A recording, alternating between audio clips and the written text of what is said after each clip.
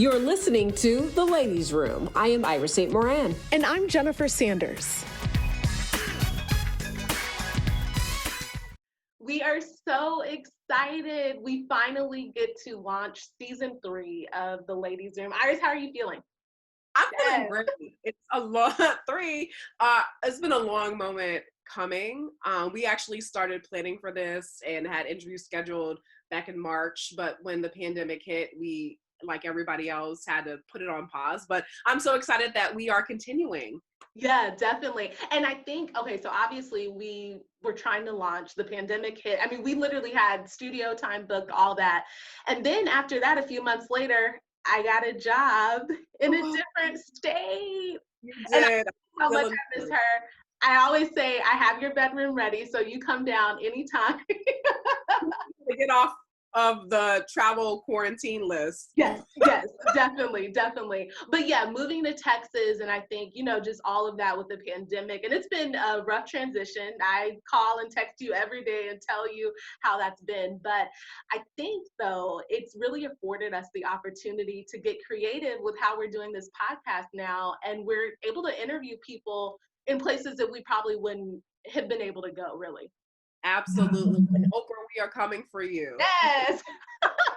Definitely. Okay, so our first guest, Dion, who is one of your dearest friends, I think the interview that we've done with her has been just really eye-opening for me. And I met her through you, obviously, several years ago. And to see her journey and to hear her talk about how she's really walking in her purpose, that was just, inspiring. It was inspiring. It kind of took me to a whole nother level of thinking as it relates to the pandemic and what we're facing now. Yeah, she really has just been not only a journalist, but an advocate. Yeah. And, just sharing her story just within her book of, making your moment. And she's really made her moment. A talented journalist that I've known for over a decade, but now I think more people are seeing just what a bright light she is. So I'm glad that, I get to share her with all of you. And you'll see her magic. And then we have a couple of business owners, people who have launched businesses during the pandemic. Sarisa Richardson, she has a storefront now in Syracuse called Gypsy Freedom. We have Lauren Malloy, who she does it all. Does it all. Educating her children, just the adventures that she takes them on, and helping businesses with their branding and marketing and social media. There's so many, I don't know how to even explain it, but you'll have to tune in for that. Yeah, definitely. And I think, an exciting thing that we're doing, we are talking to a lot of women entrepreneurs who are literally excelling in this climate. Again, like you said, so many businesses are closing, but they found creative ways to pivot and to really attract their customers. And I think a really key to that, a key to what they're doing now, is the fact that they are focusing on just a specific niche, and making sure that they really, really zone into that, and to see how it's grown from, little idea, seed that was planted in their mind maybe a decade ago, and the fact that it's coming to fruition. Girl, I don't know about you, but I was just encouraged. I said, oh, well, let me take notes so one day might go down that path too. Exactly. Yeah, and we're so excited. A lot of people, when you announced that you were leaving, they passed along their condolences to me. Really, are you okay? But our friendship, transcends, state borders. The second question was, are you going to still continue the podcast? And so, yes, this is your answer to that. So I'm excited that we're still able to do it. And as you said, it's a whole new world. The technology, we're learning, trying to figure that out. So it's been a roller coaster ride. So buckle up. It's a bumpy ride, but it's going to be a fun ride. So I'm excited for people to see how we have evolved. Yeah, definitely. And we have a lot of fun things. Iris has cooked up. So if y'all didn't know this, Iris is one of the most creative people I have met in my entire life, seriously. And you'll see some of the things that she's created, and just yeah, just amazing, amazing things that are in the works. So we're really excited about that. We're excited about the guests that we have, and we're excited really to share their stories and hopefully encourage people, inspire them during what's become a dark time. But I think that they'll provide some light for sure and just help people kind of continue in this journey and continue successfully too.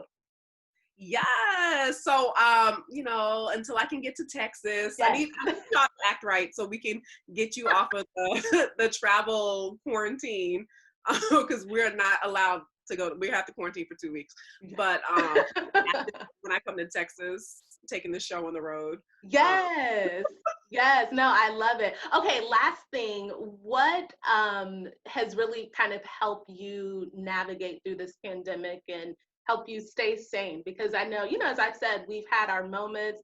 I've texted you, called you crying, just, in a dark place at times. But what's helped you really get through all of this?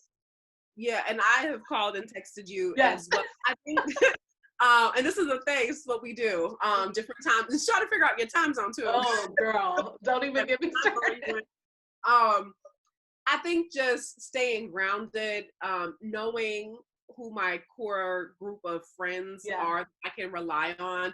And, when I was in, like dark moments, not leaving the house or, Mhm. just different responsibilities changing in different aspects of my life, having friends who know me remind me of who I am. You know what I mean? Yeah. And so, talking to you like, girl, what are you doing? You know what I mean? And so sometimes you need Yes. your friends and your family to kind of say, to remind you, right?